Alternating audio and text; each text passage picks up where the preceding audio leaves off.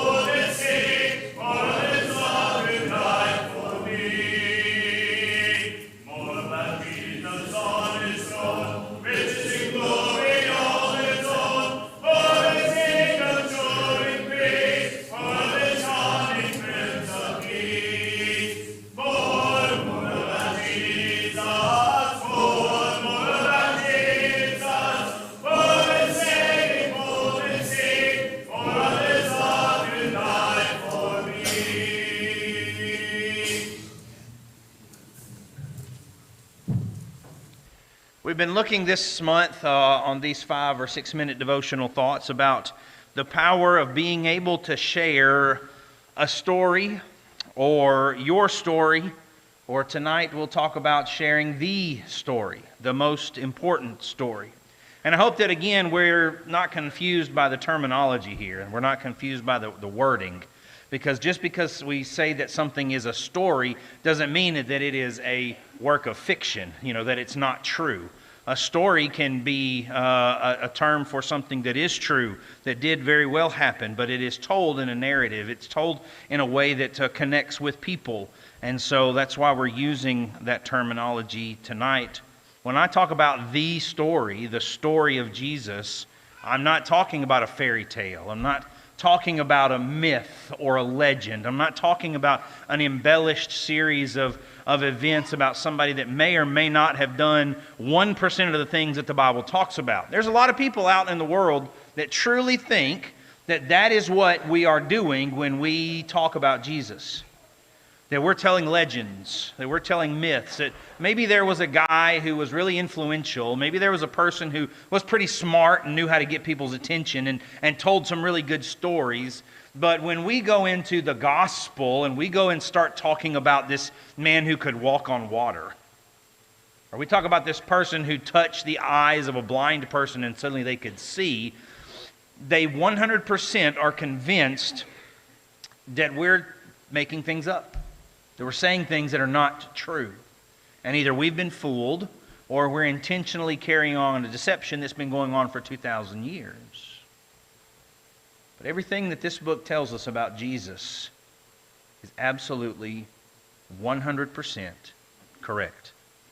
It's true. It's accurate. You can live your life based on it. In fact, you need to. John was so convinced of that. I was impressed when Doug brought this out in the lesson on Sunday morning that I wanted to bring it back again tonight. What was from the beginning, what we've heard, what we've seen with our eyes, what we've looked upon, what we've touched with our hands concerning the Word of life. John says, let me tell you a story about someone that I knew personally. Something that I saw with my own eyes, something that I heard with my own ears, something that my own hands worked with. It is the Word of life. We've seen it in verse 2. We testify to it. We proclaim it to you as eternal life, which was with the Father and which was made manifest to us. What we've seen and heard, we proclaim also to you, so that you too may have fellowship with us. John spends the rest of his life, and if secular history is correct, if those stories are true, it's a series of decades where he is hounded to the ends of his life. He's exiled on Patmos. They try to execute him at least 3 times. They boil him alive, and he survives that attempt on his life. He goes through trial after trial after trial, and he refuses to change his story, because he's telling us the story that matters more than anything else.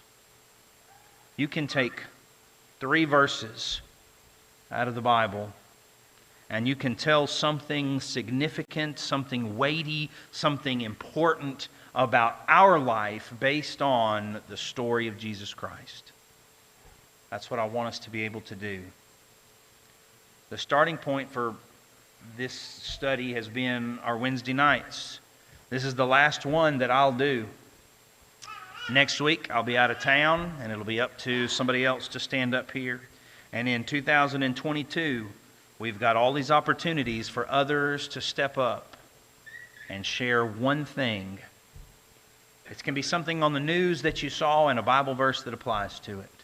It can be something you remember seeing on a television program or a movie, and a spiritual application about how they did something well, or how they learned a lesson because they didn't do it well. It can be something from your own life, or it can be just a reminder from God's Word about how precious the message is. But before any of us can do that, we have to be connected to this story. You personally have to, in your heart, in your mind, and in your life, have connected with this story to know that it applies in your life today just as much as it was vibrant and alive 2,000 years ago when the people that it talks about were walking around the crowded and dusty streets of the Roman Empire. Has your life been changed by the gospel? Because it should. Tonight, if you need to make a change or you need help making a change, we'll sing this song of invitation together and invite you to come share what's on your heart as we stand up and as we sing it. There is a Redeemer, Jesus, God's own Son, precious Lamb of God, Messiah, Holy One. Thank you, O my Father, for giving us your Son and leaving your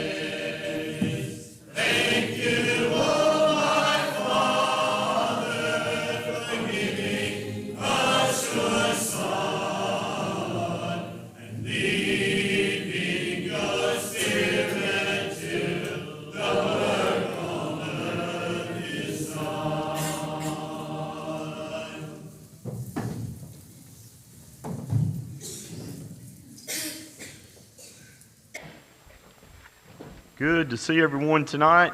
Appreciate you being here for our midweek Bible study. Hope you picked up an opportunity worksheet. If not, please get one as you go to class or when you leave. I want to continue to remember E.H. Patterson in our prayers over the passing of Judy. That service was today. I hope that you'll remember Brooks and Sierra and Zane and all the family.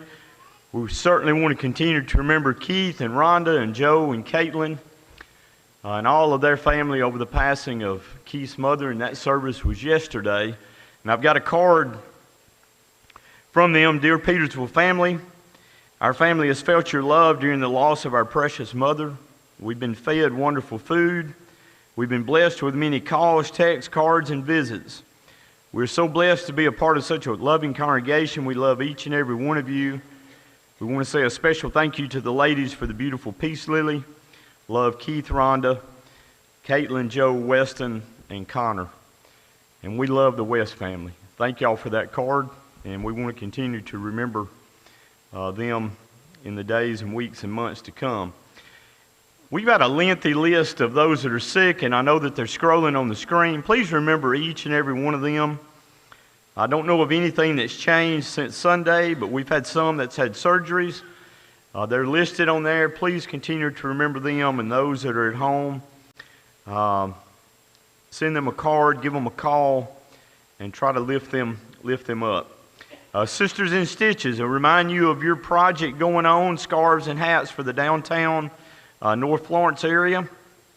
Also, if you'd just like to purchase some scarves and hats, if you'll bring those, I know those would be appreciated. And also, if you haven't got your family devotional book for this coming year, please get that as you leave. There's some in the back or in the front? I know there's several up here on the pew. Okay, there's several up here on the pew. So if you haven't got one, please get one as you leave tonight. Hope everyone is safe the next several days, as I know many will be traveling. But we do sincerely appreciate you being here tonight for Bible study. Let's be dismissed. Yes. Okay. And also, we'll be leaving Monday at 2 o'clock to go to EY exposure for the ones that signed up. Okay.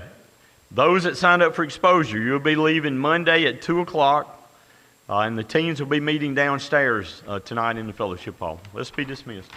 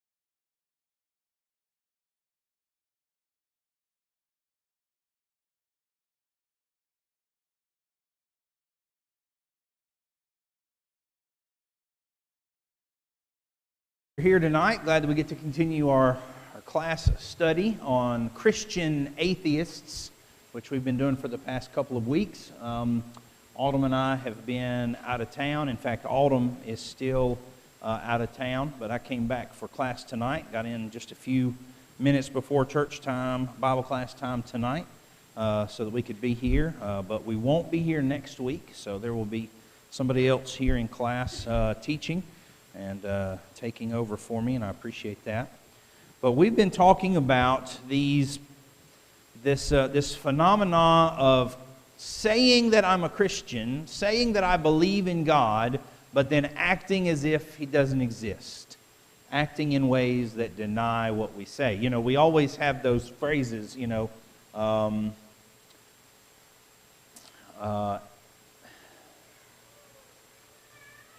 don't talk the talk if you can't what? Walk the walk, right? What you do matters more than what you say. You know, as parents, we try to pass this off to our children. We try to get away with it, and we say to our kids, "Do as I say, but not as I do." And I think that it's good that we admit our frailty. You know, we should admit as parents, as adults, that we continue to make mistakes. But it's not that simple to just expect people that are looking up to us for guidance to just go based on our words. Our actions speak louder than words. And so we're looking at the actions of people who may claim Christianity, but their actions speak so loudly in another direction that you have to wonder. And we're talking last week and tonight about the idea of the person who says they believe in God, but is ashamed of their past. And it might not seem like a direct connection. It might not seem like that's something that automatically says, well, that doesn't mean you deny God. That doesn't mean you deny that God exists. What we're looking at tonight is, what does it mean to live in the shame cycle? What does it mean to live a life where we constantly relive the pain of mistakes that we have made in the past? The shame cycle is always the same, no matter what the particular act is, no matter what it is in our past that we have trouble overcoming. We talked about this last week. There's an event, and we accept this lie that that event, that painful event, that failure, or that action, either by us or to us, defines who we are. That is who we are. That's our identity, rather than just something that we've done. And so a feeling of shame is a result from that, and we feel unworthy of recovery or change. That's the real crux of the matter. I'm not good enough. I'm not worth saving. I'm not worth forgiving.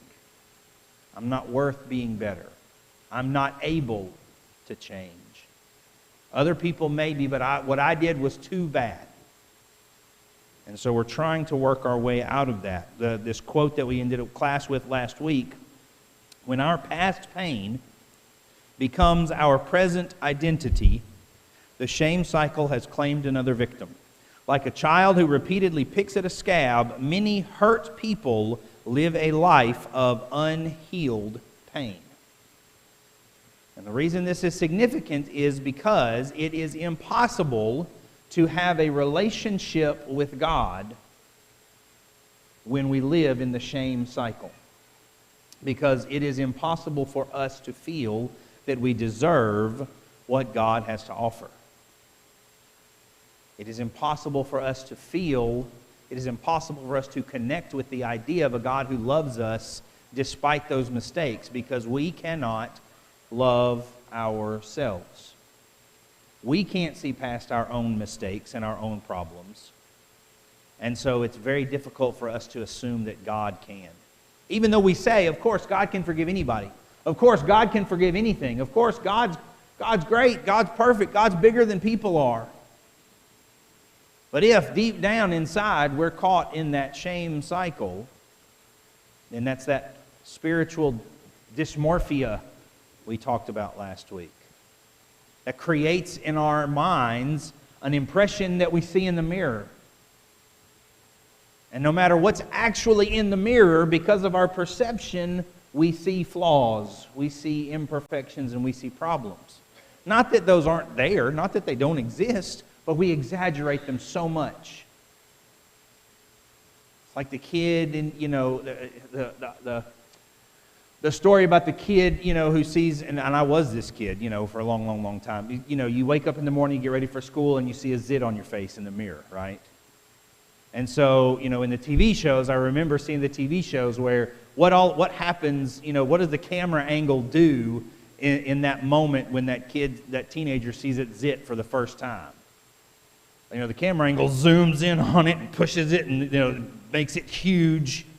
That's the only thing nobody's ever, and of course it only happens on the day of the school pictures, that kind of stuff, all these problems. But that's the only thing anybody's going to see. Even though it's actually pretty tiny. It's actually pretty insignificant. But we are incapable of seeing anything else.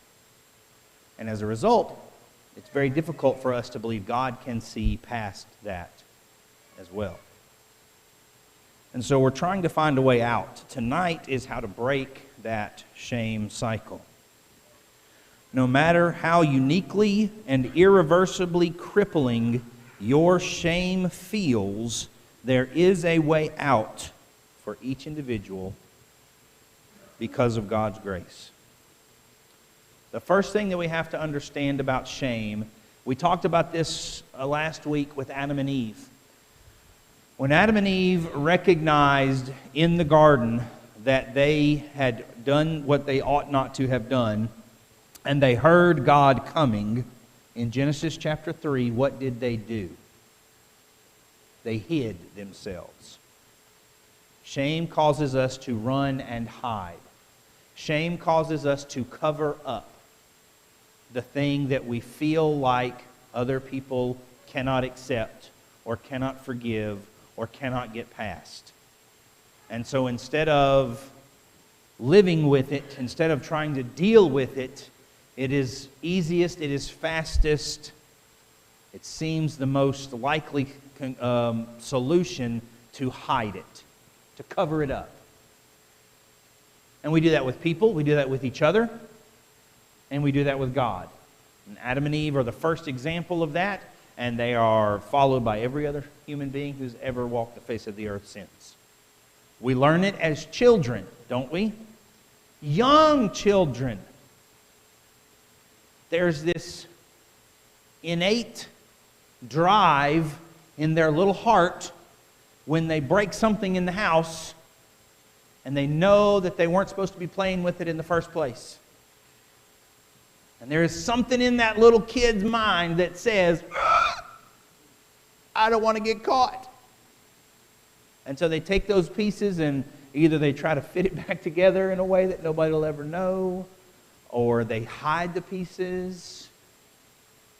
Or if you ask, you know what happened to that? No. Yeah. Or I love the Family Circus comics, the comic in the newspaper, because they had a character, and the character's name was Not Me. And it was this ghost. And so whenever Mom or Dad found something that was broken, Billy, did you do it? Billy, who broke this? Not me. Sally, who broke? Not me. Well, then there must be this little ghost floating around named Not Me who's breaking all the stuff in the house because nobody did it. Nobody did it.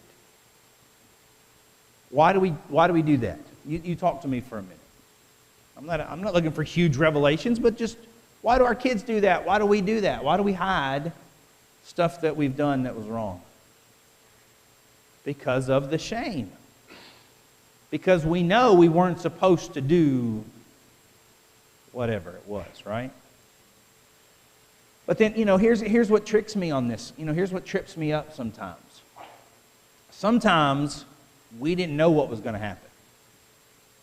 I mean, there's times in life where we didn't know that it was going to end so badly. We didn't know that it was going to cause such a problem. We didn't know that it was going to break such and such. We weren't necessarily even doing anything wrong. It was an accident. But because the consequence was negative, because what happened was bad, I still don't want people to know what I did.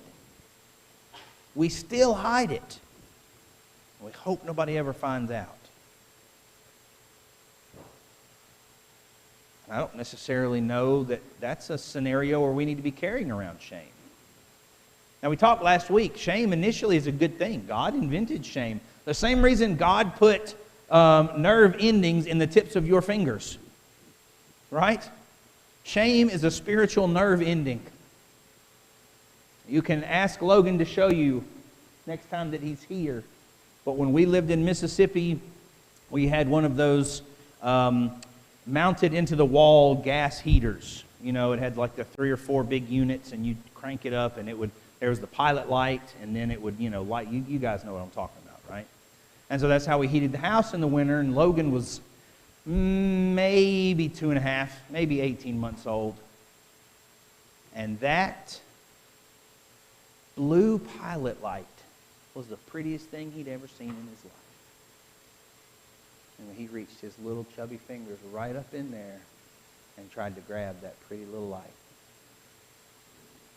And we got a picture of the kids when they're that age, taken about a week later. It was already, you know, scheduled. And you can see Logan's poor little finger here, and he's got, man, just this big old huge blister on that. So we had to take him to the emergency room, get that looked at. What do you think happened as soon as his finger came in contact with that flame? What did he do? Yo! Quick, fast, and in a hurry. Isn't that the way we say it? I mean, he moved fast. He moved quicker than he normally could move. Right? Superhuman speed all of a sudden in that moment, because those nerve endings are put into our fingers so that if we come in contact with something that's painful and it's going to hurt us, we will retract. We will back up. We will leave it alone. And shame is a spiritual nerve ending that's supposed to cause us to retreat when we begin to do something that we should not do, that is going to do harm and damage. Right? The same way that if he had left his hand in that flame, it would have done much greater damage. Permanent damage, possibly. And so shame allows us to retreat from doing something that can have permanent effects, permanent negative effects. And unfortunately, we know from the New Testament that people's consciences can be what? Seared. Right? Did we mention that last week, maybe? The Bible talks about someone whose conscience has been seared as with a hot iron. You know, eventually, if you damage those nerve endings enough, they're dead. They can't feel. You know? And you've got this spot on your body that cannot feel pain anymore. Which you would think would be great, would be awesome. I can't feel pain. But that pain is supposed to be there to help you, to teach you, and to direct you away from things that are harmful. And so if our consciences become seared and we no longer feel shame, then we can go out and do whatever we want to do. And I'm convinced that the human mind is capable of convincing itself that anything is okay. I believe there are enough examples of this in human history where people have been taken and subjugated to the worst possible conditions imaginable, but they've been in it for so long that they condition themselves to believe, well, this is just how it's supposed to be. Why else do people put up with abusive relationships for so long? As one example. Why is it that we allow ourselves to be continually beaten, mistreated, and abused? Because we've convinced ourselves this is just the way it is. This is okay. We do it with relationships. Relationships that the Bible says we should not engage in, but you can convince yourself that anything is okay if it helps you get through the situation. And I can think of examples of that, you know, real-world examples and things we could talk about. But my point being is we can convince ourselves of anything, and our conscience can be seared. So we can be like, well, you know, this is just the way it is. Is it the best? No, it's not the best, but it'll do. It's better than nothing. And so we keep going in a certain direction, even though it's harmful to us, because we haven't got those spiritual nerve endings to direct us away. But what shame can do is it can turn into a problem when it causes us to run and hide things that should not be hidden. I want to look at two examples tonight of people who had to deal with their shame so that they could recover from it. And they serve as a template for us. They serve as examples for us of how we need to treat those times in our lives when we do something wrong, instead of allowing shame to cause us to run and hide. So I want to start first and foremost in 2 Samuel chapter 12. 2 Samuel chapter 12. One example from the Old Testament, one example from the New Testament about breaking this shame cycle with God's help. But notice what happens. So in 2 Samuel chapter 11, we have David on his rooftop when all of his armies and soldiers and generals have gone out into the battlefield to protect the homeland from invasion. And while he's at home and everybody else is gone and everybody's supposed to be gone, Bathsheba assumes that the complex is safe for her to bathe in because nobody's supposed to be home. And we have this entire circumstance. We have this entire situation that unfolds where David goes to great lengths to hide and to run away from and to cover up his actions. And nowhere in 2 Samuel chapter 11 do we get any sense of David's shame. You understand what I'm saying there? When David sees Bathsheba, he should have felt what? Ashamed. That he was up there spying on a woman bathing. And then the Bible says he sent for information. He asked his people, hey, I need you to go find out who that woman is. And it turned out Bathsheba was married to whom? Uriah. And if you don't know all the names in the Old Testament, that's okay. But you ought to know Uriah's name because Uriah was one of David's best friends. That's why he lived in such close proximity to the palace. He is listed as one of the top soldiers, one of the top fighters. Before David became king, when most of Israel was following King Saul, and King Saul wanted to kill David, and there was a bounty on David's head, and sometimes David had to pretend like he was insane in the court of the Philistines so that he could escape the people that were hunting him down. There were a group of guys that were loyal to him. There were a group of people that had his back, that lived in caves with him, that ran and hid when it was time to run and hide, that fought when it was time to fight. And from the very beginning, from the get-go, one of those guys was Uriah. And Uriah's out on the battlefield doing what loyal people do, and he's fighting for Israel. Which is funny because, by the way, Uriah's not Jewish. Uriah's not even Jewish. He recognized something in David.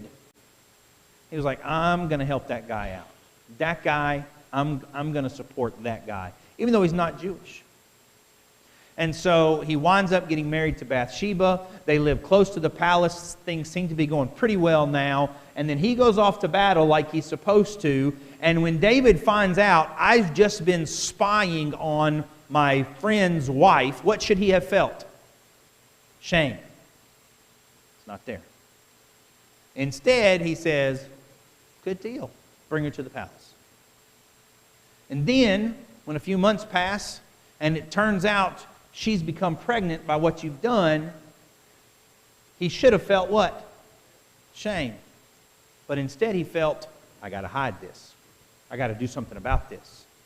And so, you know the story in this chapter, how he brings Uriah home, how he tries everything he can, 2, 3 occasions to get Uriah to go into his wife. Uriah says, I'm ashamed to do that.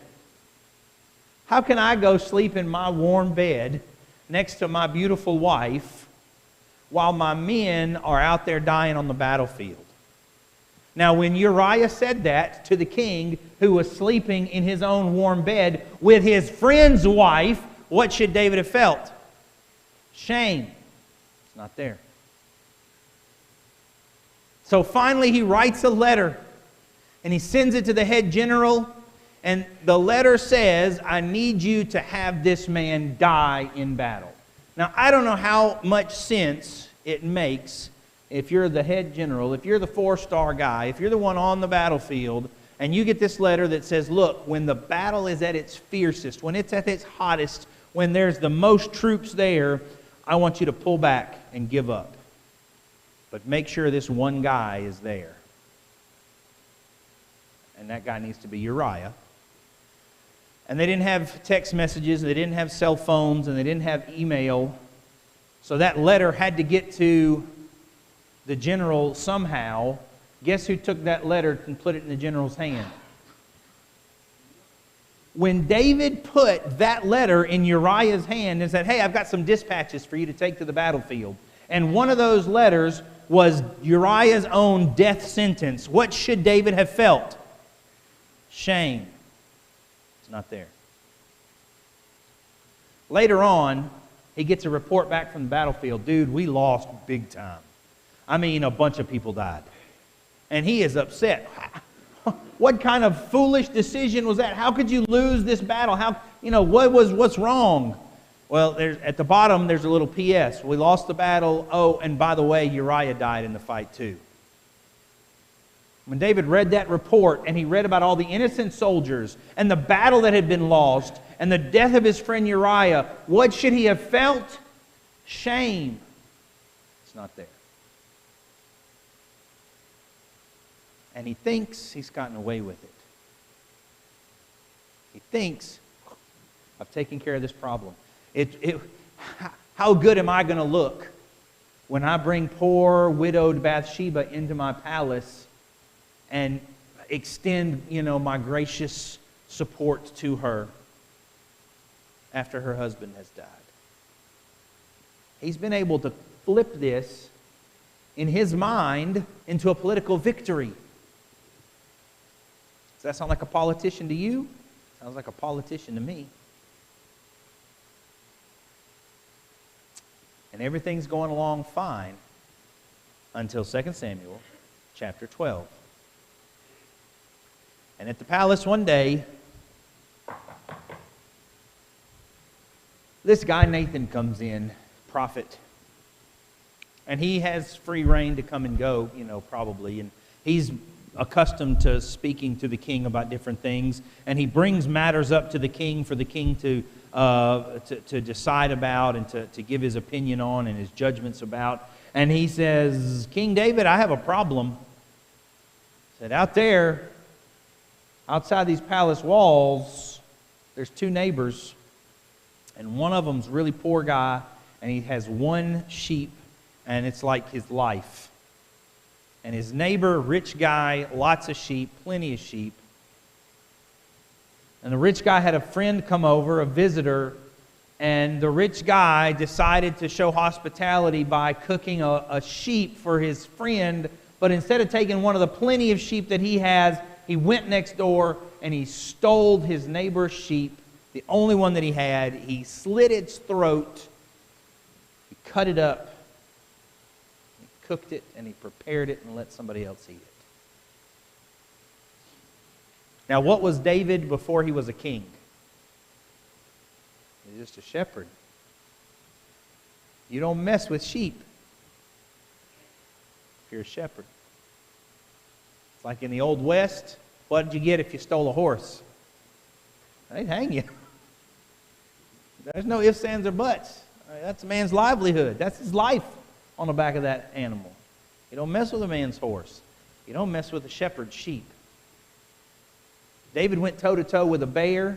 David went toe-to-toe with a lion over some sheep. He's not playing around when it comes to sheep.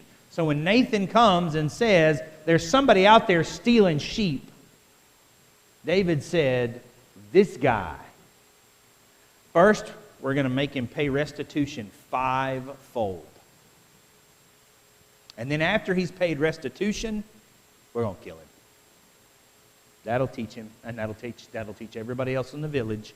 Everybody in the surrounding area will know you don't mess with sheep. You don't mess with another man's sheep. We're going to make him pay fivefold, and then we're going to kill him. And you know the famous line that Nathan says next after David pronounces that judgment. What does Nathan say?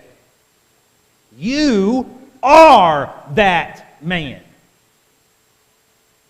And what does David finally feel? Shame. He had tried, and he had tried, and he had tried to cover it up.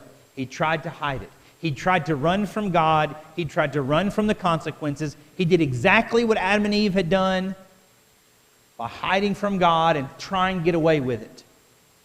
And at the end of the day, just like with Adam and Eve in the garden, just like your kids, when they break a dish, break a plate, break a vase, and they try with their, the best their little brains can come up with to hide that and get away with it. When I tried on my report card to forge my dad's signature in the 3rd grade, now my dad's handwriting is terrible, don't get me wrong. But when my teacher sent a note home about the trouble that I'd been getting in the 3rd grade, and I thought, well, I'll just sign my dad's name and get away with it. I tried my best to run, to hide, to get away with. You want to know how well that worked? I'm sure I've still got some marks if you want to see them. I can show you how well it worked. It didn't work with David either. And when he finally got caught, he had to own it. Now again, this is the king.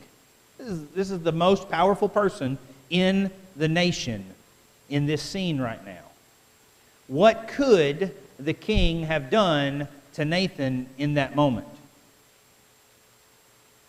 He could have thrown him in the dungeon. He could have beheaded him. He could have done a whole bunch of things to continue covering up this grave thing that he had done. But instead, in 2 Samuel chapter 12, and verse number 13, David said to Nathan, I have sinned against the Lord. He owned it. Now, you still can't really feel the shame there. You really can't feel the response. But you know that you can go to Psalm 51, right? You know that connection in Psalm 51, and you can't read the words of Psalm 51 without hearing the anguish in David's voice. And we even have this, now it's put in by people, it's this title, that was added a long time ago, but it was still added by people. But this is a psalm of David when Nathan the prophet went to him after he had gone to Bathsheba. So, for the longest time, we've understood that this is what David said in response. Have mercy on me, O God, according to your steadfast love. According to your abundant mercy, blot out my transgressions. Wash me thoroughly from my iniquity and cleanse me from my sin. I know my transgression and my sin is ever before me. Verse 7, purge me with hyssop and I'll be clean. Wash me, I'll be whiter than snow. Let me hear joy and gladness, and let the bones that you have broken rejoice. Hide your face from my sins, blot out my iniquities. Create in me a clean heart, O God, and renew a right spirit within me. Verse 13, then I will teach transgressors your ways, and sinners will return to you. Deliver me from blood guiltiness, O God of my salvation, and my tongue will sing aloud of your righteousness. For David to begin breaking this shame cycle, or for David to move past this, it would have been very easy. In fact, for most people, this would have been the defining moment of David's life. And that would have been it. We wouldn't have known David as anything other than an adulterous murderer. But because of the way that David responded to this moment, we know him as a man after God's own heart. Even though he did a terrible thing, that shame did not have to follow him the rest of his life. First, he had to own it. He had to acknowledge it. And he had to accept the consequences that came as a result. Nathan very directly said, God will forgive your sin, but there are going to be consequences. And those consequences were felt by his family and others after him. But David had to own that. David had to admit that. David had to accept those consequences. David had to ask God, who was the only one with the power to forgive, to cleanse him. David had to recognize, I can't clean this mess up. That's what he had been trying in 2 Samuel chapter 11. How do I clean this mess up? And nothing he did worked because he didn't have the power, the ability to clean this mess up. Only God can clean the mess up. When he acknowledged that, when he admitted that, when he accepted that, then he's able to go to God in humility and beg, purge me, cleanse me, blot out my transgression, help me. And then the fourth and final thing that I think is so significant and important is he pledges to praise God to others because of what God has done for him. I know that I don't deserve this, but you have been gracious. In your abundant loving kindness, you have done this for me. Let me sing your praises in the courtyard. Let me tell transgressors that there is a way, that there is a path. And so owning that, admitting that, accepting consequences, asking God for help, and then proclaiming that in his life is how David breaks that shame cycle.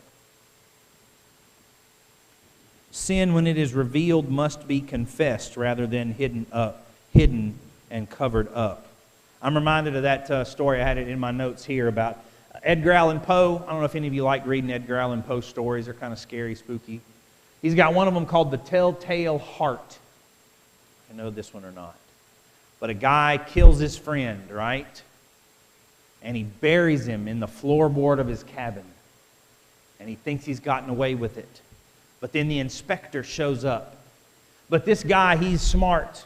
And it's told from a perspective of his thoughts, and you can hear his inner workings, and you can hear him thinking through this as the story goes on. And he invites the inspector in, and he is convinced that he's going to get away with this.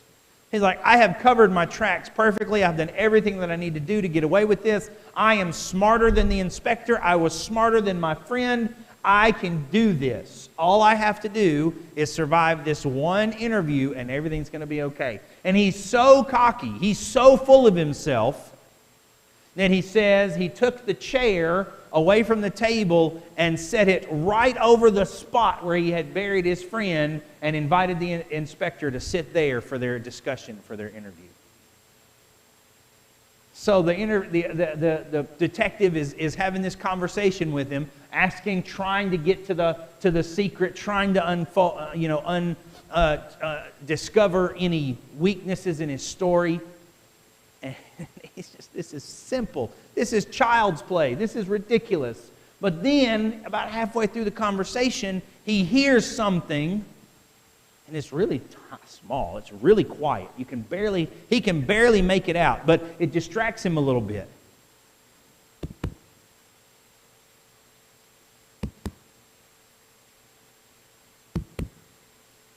I was like, whoa, what is that? And then he realizes, that's a heartbeat. That's underneath the floorboard. Ooh, thank you for that effect. Underneath the floorboards where the detective is sitting, the heart of his victim is beginning to call out. It's beginning to pump louder and beat louder and louder, and he begins to sweat, and he begins to get nervous, and he begins to stumble over his words, and he can't keep it contained any longer, and finally he just jumps up in a crazed stare and confesses, okay, I did it, fine, and he's right there beneath you, and so they dig him up, and sure enough, I mean, the guy is dead as a doornail. And so what he'd been hearing that whole time was his own heartbeat. It was his own guilt that was causing his heart to boom, boom, boom, boom. The guilt and the shame, the attempt to cover it up. So the telltale heart is about his own. Sometimes we want to get caught because we know we shouldn't be getting away with it. And there's a part of us deep down inside that still knows you deserve to be caught. But until you bring it out, it cannot be healed. That's the key. For David, the key was, if he had continued to cover up his sin, it would have just sat there and festered and grown into a cancer and eaten him alive. But because Nathan confronted him about it and forced it out into the open, and David admitted it and acknowledged it and accepted the consequences of it, and then asked for help, he's able to move past it. And that gives us a template. That gives us a framework, first and foremost. I was teaching, I think I mentioned this already, but I was teaching the 4th, 5th, and 6th graders last quarter on Wednesday nights.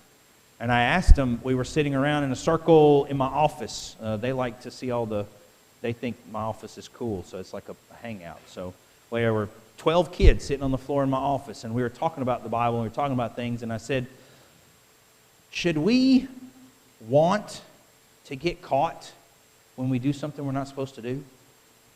I'm like, no, I don't want to get caught. I don't want to get in trouble. No, that's the worst thing ever. But the opposite is the case. If you get away with something long enough, you think you can get away with it forever. And deeds that are done in the darkness, Jesus said, will what? They will come to light. They will be brought out. And so if we do that intentionally, we can move forward through them and from them.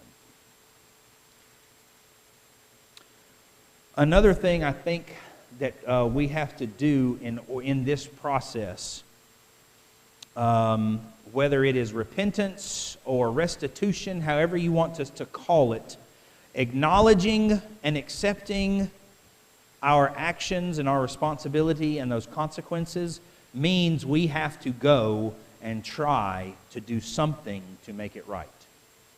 That does not mean you can make it right. David couldn't do a single thing for Uriah anymore, could he? He couldn't make that right. But doing something to try and own the consequences of what we have done is a part of breaking this shame cycle, a part of moving forward. It is not enough to simply say, I probably shouldn't have done that. Well, it's in the past, let's move on. That's not owning or accepting anything. Right? When you hit a baseball and it goes through the neighbor's window, what do you have to do? Apologize and walk away? Is that it? You got to fix the window, right? Sometimes you can't fix the damage that you've done. Sometimes you can apologize to somebody all day long and they don't have to change their opinion of you as a result. And you need to understand that. You need to accept that I may have damaged our relationship by my actions in such a way that no matter what I do, that relationship is done. But I still have a responsibility as someone who is owning my actions to say, that's not who I am. That was a mistake. It was wrong of me to do that. And because that's not who I am, I'm apologizing for it because I'm not going to do it in the future. Do you see how there an apology becomes an opportunity to grow and to move beyond the problem? You see, that's what a true apology does. Apologies don't have buts. Well, I'm sorry, but if you hadn't have made me angry, I wouldn't have done that. That's not an apology. Maybe they did something they ought not to have done, and that's a totally important and relevant conversation. But if you did something you weren't supposed to do, own it. And you can't own it by saying, I'm sorry that I did that, but. You need to walk that back immediately. You hear what I'm saying? Because this step, what we're doing with this idea is saying, this is not who I am. I should not have done that because that's not who I am. If you stand up and say, I can't apologize for who I am, I can't apologize for just being me, well, we have a problem then. Because if it was something that ought not to have been done, and you're saying that you couldn't help yourself, you're saying that you can't apologize for just being who you are, well, then we have a problem. Because you've given in to the idea that that is your identity, and God can't make you better. We should have a problem with that. You understand what I'm saying? That's where this stuff gets into the nitty-gritty. That's where this stuff goes from just being a fun conversation, a neat little Bible story, to being, here is how you act like a Christian rather than a Christian atheist. A Christian says, I have to apologize for what I did because that is not who I am. I ought to know better. There is no excuse for it, and I will try harder in the future. And so I'm humble enough to own that and to say it. That's on me. I'm sorry. Now, maybe it repairs the relationship. Hopefully it does. God wants repaired relationships. We know that. But you can't say, well, I apologize, so now you have to get over it, because that doesn't work either. You don't get to decide that. But you still own your actions. You see what I'm saying? The other one, and since the bell has rung, I'm just going to mention this. We're going to move on from this topic, over the next time that I'm back. But we have Peter's shame and recovery, right? When did Peter weep bitterly?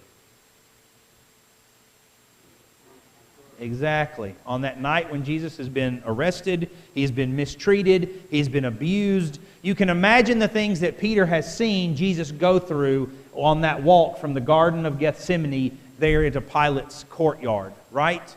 You can imagine the way that the soldiers have treated Jesus, the way that he's been kissed on the cheek by Judas in such a disrespectful manner, all the things that the abuses.